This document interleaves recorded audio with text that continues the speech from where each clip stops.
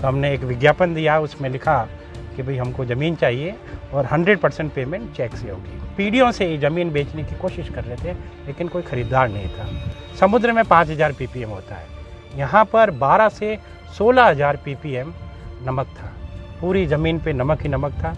जिन लोगों की ज़मीन थी उनके पास कोई चॉइस नहीं थी, क्योंकि कोई ज़मीन खरीदने को तैयार नहीं था। उनके पास चॉइस नहीं, हमारे पास चॉइस नहीं, तो हमने ज़मीन खरीद ली 100% पेमेंट चेक से देकर। लोगों ने बोला ये तो मूर्ख है, इतनी अच्छी तनख्वाह, उस समय 2 लाख रुपए महीने की मेरी तनख्वाह थी। लोग आए, बहुत हंसे, बोले ये तो आपने बड़े बड़े ये कर दिए, पानी कहाँ से आएगा। पानी एक के बाद एक ये झीलें हैं पानी से भर गई। 6ठे साल बाद में ये पानी ऑलमोस्ट थ्रू आउट मीठा रहने लगा। हमने एक एक करके 10,000 पेड़ लगाए। उसकी एक अपनी कहानी है। माइग्रेटरी बर्ड पूरे दुनिया भर से आती है। 5 रुपये का पौधा लगाया और फिर उसके ऊपर हमने ट्री गार्ड लगाया। तो 5 रुपये के ट्री गार्ड के लिए हमने 1000 रुपये खर्च किए। यहाँ पौधा as it is hostile atmosphere में है ना, और अगर उसको और हॉस्टिलिटी मिली तो पौधा ख़त्म हो जाएगा। ये पेड़ पौधे धीरे धीरे बड़े होने लग गए, पानी मीठा हो रहा था और पक्षी आने लग गए थे। हमारा मानना है कि education by definition is based on ethics. तो चाहे कुछ भी हो जावे, एथिक्स पे हम कोई कॉम्प्रोमाइज़ नहीं करेंगे। हमारा मानना है कि जब इरादे नेक होते हैं तो रास्ते अनेक होते हैं। हमारे पास इतना बड़ा कैनवास है, हम यहाँ कई चित्र बना सकते हैं।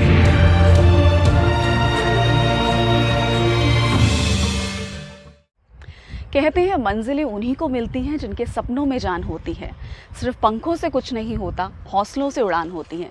आज हम बात कर रहे हैं जोधपुर की एक ऐसी बंजर ज़मीन की जिसे हरियाली में तब्दील कर दिया गया। और इसमें चुनौतियां न सिर्फ प्राकृतिक थी, किस तरह से इस बंजर ज़मीन को, जहाँ की मिट्टी में नमक निकलता था, जहाँ का पानी अगर बरसात का पानी इकट्ठा होता तो वो भी नमकीन हो जाता था, किस तरह 6 साल के इंतज़ार के बाद इस बंजर ज़मीन को एक इंस्टीट्यूशन में तब्दील किया गया। और ये यहाँ सिर्फ चुनौतियाँ प्राकृतिक ही नहीं थी, सिस्टम में घुन की तरह घुस चुके भ्रष्टाचार से भी लड़ाई लड़नी थी। और इस लड़ाई को कैसे लड़ा, इस पर बात करने के लिए हमारे साथ मौजूद हैं IIT दिल्ली और IIM अहमदाबाद से पढ़े वरुण आर्या जी, जिन्होंने इस इंस्टीट्यूशन की स्थापना करी। हमारे साथ मौजूद है वरुण आर्या जी। बहुत बहुत स्वागत है वरुण जी आपका हमारे कार्यक्रम में। तो वरुण जी, किस तरह से इस बंजर ज़मीन को आपने एक हरियाली भूमि में तब्दील करा, क्या कहानी है इसकी? तो हमने एक विज्ञापन दिया, उसमें लिखा कि भाई हमको ज़मीन चाहिए और 100% पेमेंट चेक से होगी। तो करीब 2 दर्जन प्रपोजल आए और 23 लोग हैं वो बैकआउट कर गए, क्योंकि जब उनको बोला कि हमारा वास्तव में 100% पेमेंट चेक से होगा, कोई कहता था 60% कैश, कोई बोलता था 40% कैश। हमने बोला 1 पैसा कैश नहीं होगा। अल्टीमेटली ये ज़मीन एक ग्रुप लोगों का था और कितने ही वो अपने पीढ़ियों से ये ज़मीन बेचने की कोशिश कर रहे थे, लेकिन कोई ख़रीदार नहीं था। इस ज़मीन पे नमक, एक साधारण इंसान होता है वो 500 ppm तक का नमक वाला पानी पी सकता है। समुद्र में 5000 ppm होता है, यहाँ पर 12 से 16000 ppm नमक था। पूरी ज़मीन पे नमक ही नमक था। हमने सर्वे करवाया और एक्सपर्ट ओपिनियन ली। इसरो की, मिनिस्ट्री ऑफ एग्रीकल्चर के central arid zone research institute की, मिनिस्ट्री ऑफ एनवायरमेंटल फॉरेस्ट के एरिड फॉरेस्ट रिसर्च इंस्टीट्यूट की। उन्होंने सब ने बोला कि ये ज़मीन मत लीजिए, ये ज़मीन पे आप ना कुछ कंस्ट्रक्शन कर पाएंगे और ना कुछ पेड़ उगा पाएंगे, क्योंकि यहाँ कुछ उगेगा नहीं। अच्छा, अब हमारे पास में कोई चॉइस नहीं थी, क्योंकि कोई और ज़मीन 100% पेमेंट चेक से देने को तैयार नहीं था। जिन लोगों की ज़मीन थी उनके पास कोई चॉइस नहीं थी, क्योंकि कोई ज़मीन खरीदने को तैयार नहीं था। उनके पास चॉइस नहीं, हमारे पास चॉइस नहीं, तो हमने ज़मीन खरीद ली 100% पेमेंट चेक से देकर। अब ये ज़मीन तो हमने खरीद ली। और जब मैं ड्यूपॉन्ट छोड़ा, जहाँ पर मैं जनरल मैनेजर था, बहुत ही यंग एज पे, और तो लोगों ने बोला ये तो मूर्ख है, इतनी अच्छी तनख्वाह, उस समय 2 लाख रुपए महीने की मेरी तनख्वाह थी। फिर जोधपुर चूज़ किया और कोई बड़ा शहर नहीं। लोगों ने बोला ये तो बड़ा मूर्ख है। और जब ये ज़मीन खरीदी तो लोगों ने बोला ये तो महामूर्ख है। खैर, हमने ये ज़मीन खरीदी और फिर अब था कि अब ये ज़मीन को काम लायक बनावे। तो हमारे मित्र हैं राजेंद्र सिंह जी, जो कि मैग्सेसे अवार्डी है, पानी वाले बाबा के नाम से मशहूर है। तो उनको मैं यहाँ लेके आया, उन्होंने पूरा देखा, तो उन्होंने बोला कि यहाँ पर थोड़ा ज़मीन में अंदर की तरफ डिप्रेशन है और पानी जब आता है बारिश का तो यहाँ से बह के बाहर निकल जाता है। तो उन्होंने इस लाइन में आप जेसीबी से 10 से 12 फुट खुदाई कर दीजिए। तो हमने 10 से 12 फुट खुदाई कर दी और 6 झीलें बनाने के लिए। तो लोग आए, बहुत हंसे, बोले ये तो आपने बड़े बड़े ये कर दिए, पानी कहाँ से आएगा। खैर वो पहली बारिश जैसे हुई, मैंने लोगों को बोल के रखा था, उन्होंने मेरे को बताया, मैं जल्दी यहाँ पर फटाफट आया और देखा कि पानी एक के बाद एक ये झीलें हैं पानी से भर गई। तो लोगों ने बोला कि ये तो भर गई लेकिन पानी तो खारा हो जाएगा, फिर कुछ काम का नहीं होगा। यही हुआ, 3 महीने बाद में ये पानी सारा खारा हो गया, कुछ काम का नहीं था।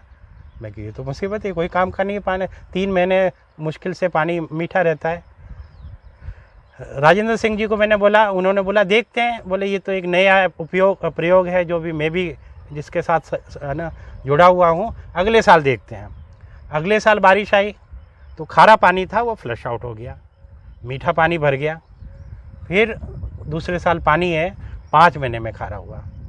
तीसरे साल वापस फ्लश आउट हुआ, मीठा पानी भरा 7 महीने में हुआ। चौथे साल में 9 महीने में, 5वें साल में 11 महीने में, और 6ठे साल बाद में ये पानी ऑलमोस्ट थ्रू आउट मीठा रहने लगा। जी, तो कहीं ना कहीं हम देख रहे हैं कि करीब लंबा समय लगा, जो आप बता रहे हैं वरुण जी की, इस नमकीन ज़मीन जहां मिट्टी में नमक होता था, बेशुमार नमक भरा था, आप बता रहे हैं कि समुद्र में जितना नमक होता है उससे भी ज़्यादा नमक यहाँ पर था। और उस ज़मीन पे पेड़ उगाने, झीलें बनानी, मीठा पानी उसमें संजो के रखना और उसका संचय करना, ये अपने आप में काफ़ी चुनौतीपूर्ण काम था। और इसमें मतलब ये देखो, हमने कुछ नहीं किया, अपने आप सारे ये तालाब या झीलें कह दो मछलियों से भर गए, हाँ, मेंढकों से भर गए, और तो और कछुओं से भर गए। इनमें कछुए भरे हुए हैं, अपने आप ही हुआ ये। और ये सब लोग पानी, मतलब ये सब जीव जंतु है पानी को। और फिर हमने एक एक करके 10,000 पेड़ लगाए, उसकी एक अपनी कहानी है। तो जैसे आप बता रहे हैं कि आपने पेड़ लगाए, इस समय यहाँ कितने पेड़ हैं? करीब 10,000 पेड़ है। और माइग्रेटरी बर्ड्स भी आते हैं? माइग्रेटरी बर्ड पूरे दुनिया भर से आती है जी, है ना। तो पेड़ का मैं अलग बताऊंगा। तो पेड़ के लिए हमने पहले कुछ 10 पेड़ लगाए और कुछ ही दिनों में देखा कि पेड़ ऊपर से पूरे झड़ गए। तो हमारे आफरी के मित्र थे, डॉक्टर RL श्रीवास्तव डायरेक्टर थे, वो आए, उन्होंने नीचे खोदा उसकी जड़, तो देखा कि जड़ पूरी काली हो गई है, कोयले जैसी। तो वो बोले ये इसमें तो ये, क्योंकि पेड़ में क्या होता है, जैसे जैसे जड़ नीचे जाती है पेड़ ऊपर जाता है, जैसे जड़ यूँ फैलती है ऊपर पेड़ यूँ फैलता है। तब जड़ ही खत्म हो गई तो पेड़ भी खत्म हो गया। तो नमक के कारण, नमक ऐसी चीज़ है जो कि हर एक को तोड़ती है, कंस्ट्रक्शन को तोड़ती है, इंसान को तोड़ती है, ब्लड प्रेशर वगैरह ये सब नमक के कारण ही होता है। तो पेड़ पौधों को भी वो ख़त्म कर देती है। तो फिर हमने क्या किया, एक प्रयोग किया, JCB। ये क्या है, इस ज़मीन में ऊपर तो नमक था, नीचे क्या है, फ्रेगमेंटेड रॉक्स है, सेलाइन फ्रेगमेंटेड रॉक्स। तो जब पानी आता है तो वो नीचे जाता है और कैपिलरी एक्शन से नमक ऊपर आता है। तो इस तरह से ये नमक ऊपर आता जाता है। और फ्रेगमेंटेड रॉक्स हैं क्योंकि रॉक्स भी नमक के कारण है, हाँ, वो फ्रेगमेंटेड हो गई है, थोड़ा सा भी उनको पर पाँव रखते ही टूटती है, समझे ना। तो एनीवे उसको हमने JCB से 1 metre by 1 metre by 1 metre 1 cubic metre का खड्डा किया। फिर उसके अंदर हमने हमारे एक मित्र हैं यहाँ पर, उनसे हमने कुछ 100 उन्होंने जंबो बैग हमको फ्री ऑफ कॉस्ट दिए। जंबो के बैग होते हैं मल्टी लेयर, उसमें विदेश से पॉलीमर्स वगैरह आते हैं, तो उसको हमने डाला। फिर उसके अंदर हमने करीब 10-12 किलोमीटर दूर से मीठी मिट्टी डाली। फिर उसके अंदर गोबर और मेंगनी की खाद डाली। और फिर उसके ऊपर हमने 5 रुपए का पौधा लगाया। और फिर उसके ऊपर हमने ट्री गार्ड लगाया। तो 5 रुपए के ट्री गार्ड के लिए हमने 1000 रुपये खर्च किए। खड्डा बना 100 रुपये का, मिट्टी डाली 200 रुपये की, खाद डाली 100 रुपये की, और ट्री गार्ड लगाया वो था करीब 600 रुपये का। आप समझे ना। अब सवाल उठता है कि हमने ट्री गार्ड क्यों लगाया, है ना। ऐसा है कि अप्रैल, मई और जून के महीने में यहाँ ज़बरदस्त गर्मी पड़ती है और लू लगती है। यहाँ पौधा as it is hostile atmosphere में है ना। और अगर उसको और हॉस्टिलिटी मिली तो पौधा ख़त्म हो जाएगा। तो जो ट्री गार्ड है, ट्री गार्ड के ऊपर हम अप्रैल के पहले जूट के बोरे लगाते हैं और उसके ऊपर छिड़काव करते हैं ताकि उसके ऊपर उसको ठंडक मिले, अंदर पौधे को लू का उसके ऊपर असर नहीं हो। यही नहीं, हमने सेकेंड डिफेंस किया, ये तो फर्स्ट लेवल ऑफ डिफेंस है। हमने low roots and high large foliage के प्लांट है कैस्टर एंड सनफ्लावर, पौधों के चारों तरफ वो लगाए। तो जब 2 लेवल का डिफेंस मिला, इससे पौधा है ना उसको लू का इफेक्ट नहीं हुआ। अब क्या होता है, नमक जो होता है ना वो ये मल्टी लेयर जंबो बैग्स को भी धीरे धीरे क्रैक करता है और अंदर घुसता है। लेकिन क्या होता है कि जो पौधा शुरू में तो उसको मीठी मिट्टी मिलती है, मीठा पानी मिलता है, फिर नमक थोड़ा थोड़ा आता है। तो ये क्या है, उसके थोड़े थोड़े नमक, एक तो बहुत सारा नमक आवे तो पौधा ख़त्म हो जाएगा, थोड़ा थोड़ा नमक आता है तो उससे उसका यूज हो जाता है वो जी।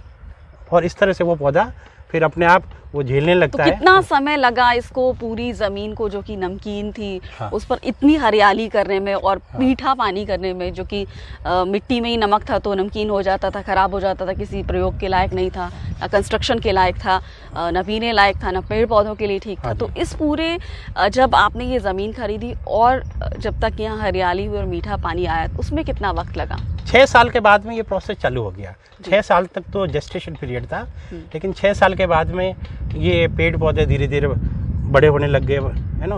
अब और वो ख़त्म नहीं हो रहे थे, बच रहे थे और पानी मीठा हो रहा था और पक्षी आने लग गए थे और वो सब फिर ना 6 साल के बाद में, ये 2005 में हमने ये ज़मीन खरीदी थी, आज 14 साल हो गए हैं, तो ये 8 साल के अंदर ये सारी हरियाली वगैरह ये हो गई। हमारा मानना है कि education by definition is based on ethics. तो चाहे कुछ भी हो जावे, एथिक्स पे हम कोई कॉम्प्रोमाइज़ नहीं करेंगे। और हमारा मानना है कि जब इरादे नेक होते हैं तो रास्ते अनेक होते हैं। हमारे पास इतना बड़ा कैनवास है, हम यहाँ कई चित्र बना सकते हैं। यहाँ पर हमने काफ़ी एक्टिविटीज़ ऑर्गेनाइज करी और देश विदेश की बड़ी बड़ी हस्तियाँ, जिनमें हिज होलीनेस दलाई लामा शामिल है, 2 chief election commissioners mister JM Lyngdoh और मिस्टर TS कृष्णामूर्ति, RBI के गवर्नर रहे डॉक्टर रंगराजन, इस तरह से बहुत बड़ी बड़ी हस्तियाँ, IIT IIMs के डायरेक्टर्स यहाँ पर आए और सभी ने हमारे काम को बहुत सराहा। प्लानिंग कमीशन के deputy chairman doctor Montek Singh Ahluwalia अपनी पत्नी के साथ यहाँ आए।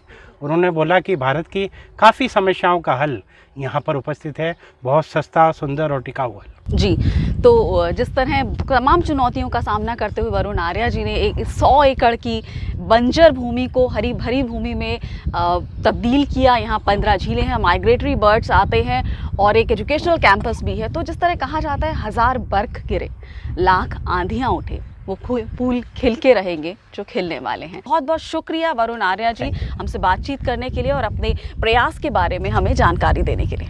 धन्यवाद। धन्यवाद।